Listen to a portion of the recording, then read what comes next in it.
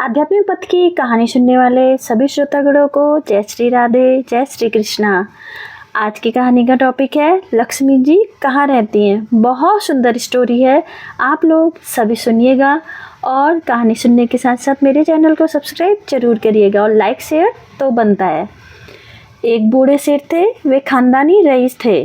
धन ऐश्वर्य प्रचुर मात्रा में था, परंतु लक्ष्मी जी का तो है चंचल स्वभाव, आज यहाँ तो कल वहाँ।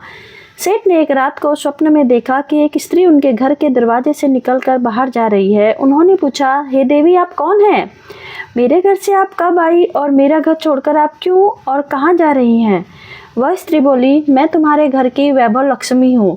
कई पीढ़ियों से मैं यहाँ निवास कर रही हूँ, किंतु अब मेरा समय यहाँ पर समाप्त हो गया है, इसलिए मैं यह घर छोड़कर जा रही हूँ।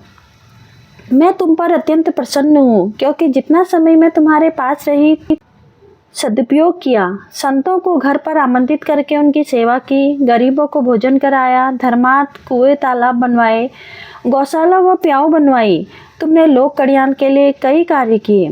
अब जाते समय मैं तुम्हें वरदान देना चाहती हूँ, जो चाहे मुझसे मांग लो। सेठ ने कहा, मेरी 4 बहुएं हैं, मैं उनसे सलाह मशवरा करके आपको बताऊंगा। आप कृपया कर कल रात को पधारें। सेठ ने 4 बहुओं की सलाह ली। उनमें से एक ने अन्न के गोदाम तो दूसरी ने सोने चांदी से तिजोरियां भरवाने के लिए कहा।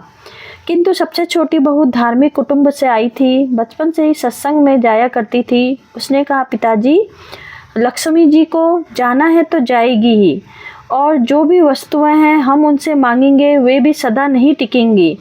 यदि सोने चांदी रुपया पैसों का ढेर मांगेंगे तो हमारे आने वाली पीढ़ी के बच्चे अहंकार और आलस में अपना जीवन बिगाड़ देंगे। इसलिए आप लक्ष्मी जी से कहना कि वे जाना चाहती हैं तो अवश्य जाएं, किंतु हमें यह वरदान दें कि हमारे घर में सज्जनों की सेवा पूजा, हरि कथा तथा सदा होती रहे, तथा हमारे परिवार के सदस्यों में आपसी प्रेम बना रहे, क्योंकि परिवार में प्रेम होगा तो विपत्ति के दिन भी आसानी से कट जाएंगे। दूसरे दिन रात को लक्ष्मी जी ने स्वप्न में आकर सेठ से पूछा, तुमने अपनी बहुओं से सलाह मशवरा कर लिया?